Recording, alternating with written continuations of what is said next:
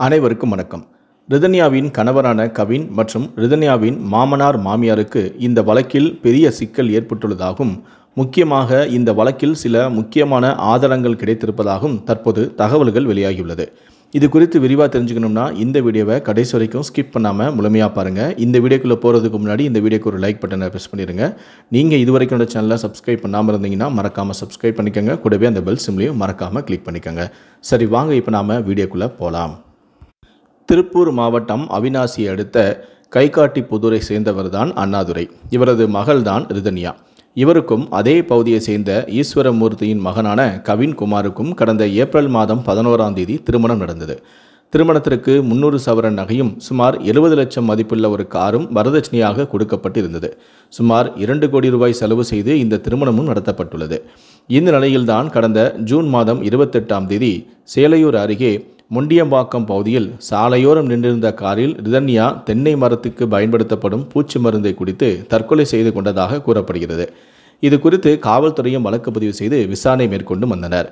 இந்த தற்கொலை சம்பவத்தில் தொடர்புடைய ரிதன்யாவின் கணவரான கவின்குமார், மாமனான ஈஸ்வரமூர்த்தி, மாமியாரான சித்ராதேவி என மூவரையுமே காவல்துறையினர் கைது செய்து சிறையிலும் அடைத்தனர். இந்த நிலையில்தான் ஏற்கனவே கணவரான கவின்குமார் மற்றும் மாமனான ஈஸ்வரமூர்த்தியின் ஜாமீன் மனு தள்ளுபடி செய்யப்பட்டிருந்த சூழலில் நேற்று ஜூலை 11ஆம் தேதி மாமியாரான சித்ராதேவியின் ஜாமீன் மனுவையும் தள்ளுபடி செய்து திருப்பூர் மாவட்ட முதன்மை அமர்வு நீதிமன்றம் உத்தரவிட்டுள்ளது. ரிதன்யா வழக்கில் தொடர்புடைய கணவர், மாமனார், மாமியார் மூவரையுமே வெளியே விடக்கூடாது என உரிய தண்டனை பெற்றுத்தர வேண்டும் என பெற்றோர் தரப்பில் தாக்கல் செய்யப்பட்ட மனு மீது நேற்று திருப்பூர் மாவட்ட முதன்மை அமர்வு நீதிமன்றம் இந்த உத்தரவை பிறப்பித்தது. இந்த நிலையில்தான் பல திடுக்கிடும் தகவல்கள் வெளியாகியுள்ளன. அதாவது ரிதன்யா முதல் முறையாக வீட்டிற்கு வந்தது இரவோடு இரவாக என்றும் கூறுகிறார்கள். அதாவது இரவு 1 மணிக்கு ரிதன்யா வீட்டிற்கு வந்துள்ளார்.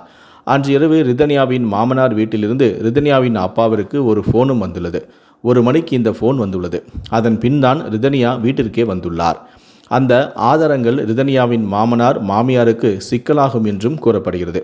அதே போல ரிதன்யாவின் கணவன கவின்குமாரின் ஃபோனில் ஆபாச படங்கள் இருந்ததாகவும் கூறப்படுகிறது. அவர் பாலியல் வறட்சியில் இருந்ததாக கூறப்படுகிறது.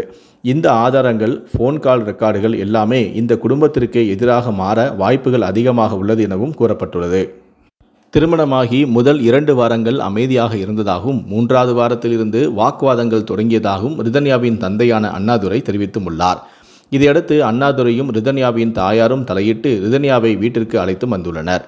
கவின் அவ்வப்போது ரிதன்யாவை பார்க்கவும் வந்துள்ளார். 20 நாட்களுக்கு பிறகு கவின் அவளை மீண்டும் தன்னுடைய வீட்டிற்கு அழைத்தும் சென்றுள்ளார். ஜூன் 22ஆம் தேதி கவின் ரிதன்யாவை அவரது பெற்றோரின் வீட்டிற்கு மீண்டும் அழைத்து வந்தபோது ரிதன்யா சோகமாகவும் மன அமைதி இழந்தும் காணப்பட்டுள்ளார். அப்போது ரிதன்யா எங்களுக்குள் எந்த சண்டையும் இல்லை என்றும் நான் எனது பெற்றோரின் வீட்டில் தங்க விரும்புவதாகவும் கூறியுள்ளார்.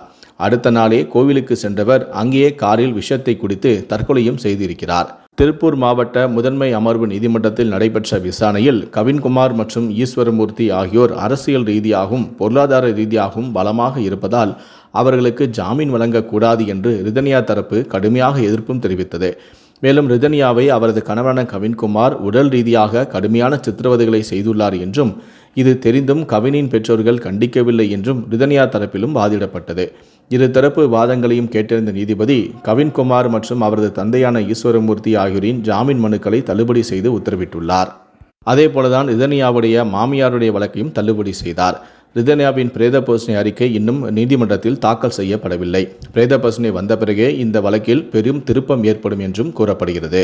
கடுமையான தண்டனைகள் இவருக்கு கிடைக்க வாய்ப்புள்ளதாகவும் கூறப்படுகிறது. மேலும் இது போன்ற செய்திகளை அப்டேட்டாக உடனுக்குடனே தெரிஞ்சுக்கணும் அப்படின்னு நினச்சிங்கன்னா மறக்காமல் என்ன சேனலை சப்ஸ்கிரைப் பண்ணுங்கள். கூடவே அந்த பெல் சிம்பிளையும் மறக்காமல் கிளிக் பண்ணுங்கள். நன்றி, வணக்கம்.